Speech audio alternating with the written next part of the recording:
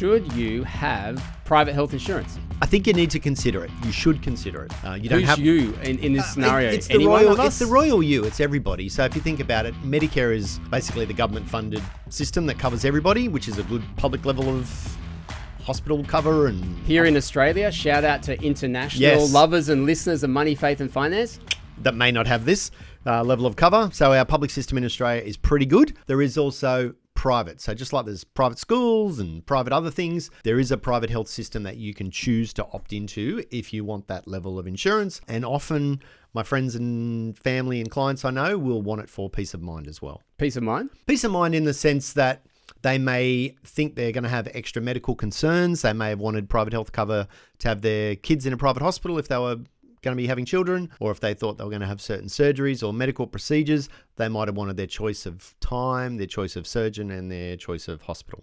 Do you encourage people towards it? I don't think I encourage clients towards it. I guess I say to them, know that it's out there, because one of the things that will come up when we're talking about it is the government likes to encourage people to use the public system, but also to not overburden it. So the government does have a thing called the Medicare Levy Surcharge, which they do levy on what they used to call higher earners, but these days is not necessarily higher earners, just earners. And you get an extra surcharge or a bill for I noticed that at the end of my tax year every year that it pops up. I'm like, I'm surprised again by the surcharge, but here it is. So the government, in a sense, does slug you for not being in a health fund. So some of my clients have had the conversation around, well, shouldn't I just be in a health fund anyway? Yeah. So at that point, is it basically a tax benefit to be in private health? Is that what the tax man's encouraging me towards? Yes, in a sense, you're not really saving tax, but you're maybe not paying a tax by having it there. So, for argument's sake, you could be a couple that maybe each person in the couple makes $100,000. You're on a family income of $200,000. You've already paid the Medicare levy already through your taxes. So you've already paid and contributed to the public system.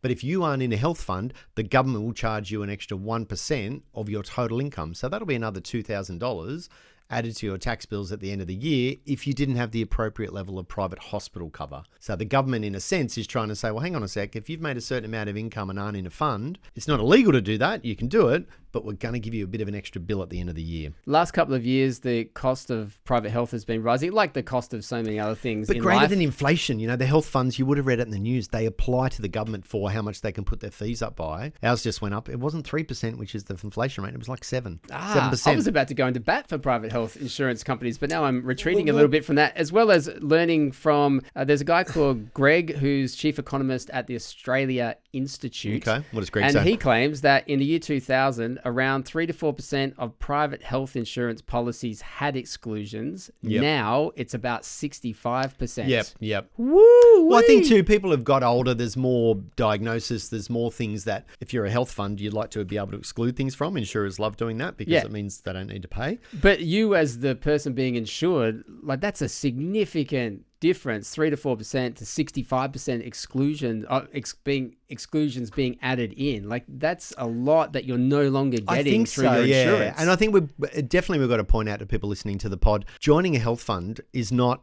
well, it's definitely not a magic bullet, but it doesn't mean you're covered for everything. And there's still out of pocket, there might be additional costs. Like just a quick example from our life, 2 of our kids had braces. That was fine, but their health fund contributed $1,500 per child towards the cost of the braces. And you think, well, that's all right. Well, not really when the braces were between $7,000 to $10,000.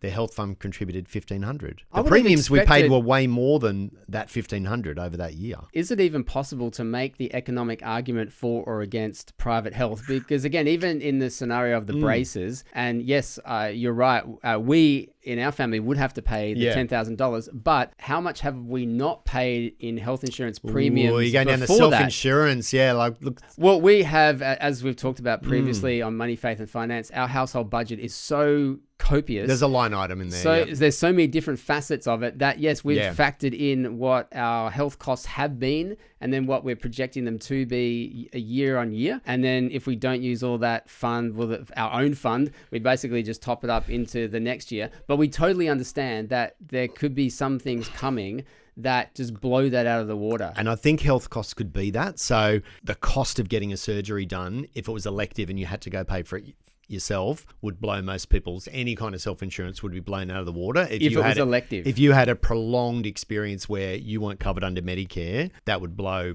I'd say this confidently, would blow most people's medical self-insurance would be blown out. And that's why premiums go up by so much. Health costs in Australia, especially with an aging population, are going up at greater rates than inflation. So self-insurance, great if you're comfortable with it. I find people probably go into private health insurance partially to mitigate the surcharge, but also too just because they probably don't want to handle that there might be a big surprise and I can't afford it.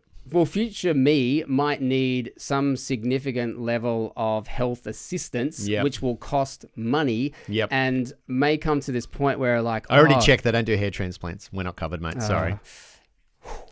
Still, there may be other things that, let's say, more important and significant and serious than that. And I might get to this point, future me, of thinking, oh, no, really need to get health insurance. That's going to help out. But yes, the loading thing now. Yeah, so loading is just a fancy way of saying the government puts an extra fee or a loading on you by joining a fund later in life. So if you join at 50, it's going to be more expensive than if you joined, I think it was under 30 or age 35. It's 31. 31, I was reading that same article. ABC News had this great explainer on private health. Maybe we should put the link in the show notes. We should. It helps with understanding some of the stuff we're talking about here. That's where I quoted from the guy from the Australia Institute and a few lines down. Introduced by the John Howard government, lifetime health cover loading penalises those who don't take out private health cover by 31. Yeah, so it's making it more expensive to join later. I mean, you could quite rightly argue, I've been out of it and saved that money for 15 to 20 years of tax returns. Oh, that's our argument, right? So really,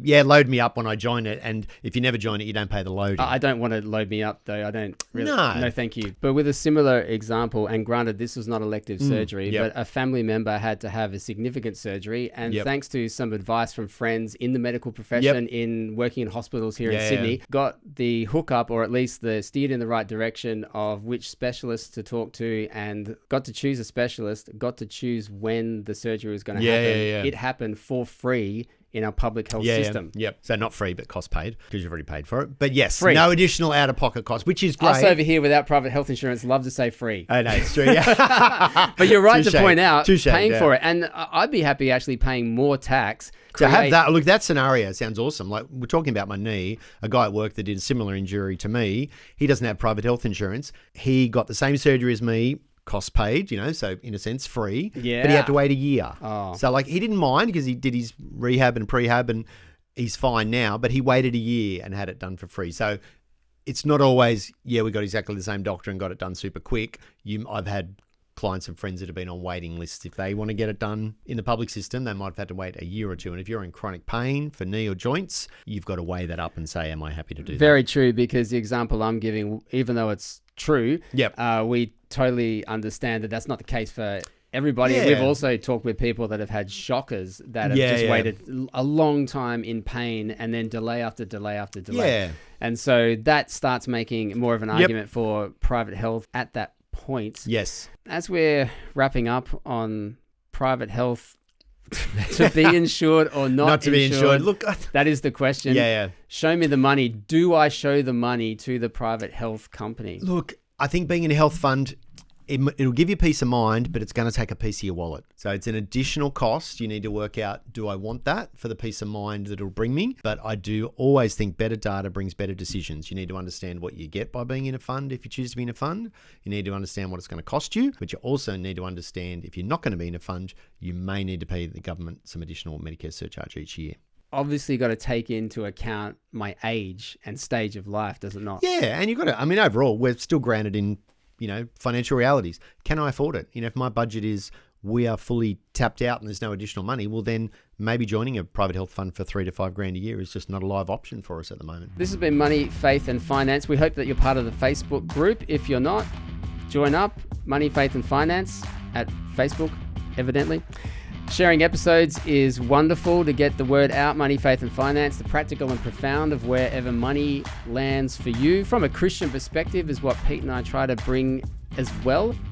Oh, speaking of Pete Burrows, Lower Russell and Farr, accountant, not PhD, but all those other letters that you said before, which were kind of impressive and were a little bit of an alphabet soup. We'll see you next time. I'll be here.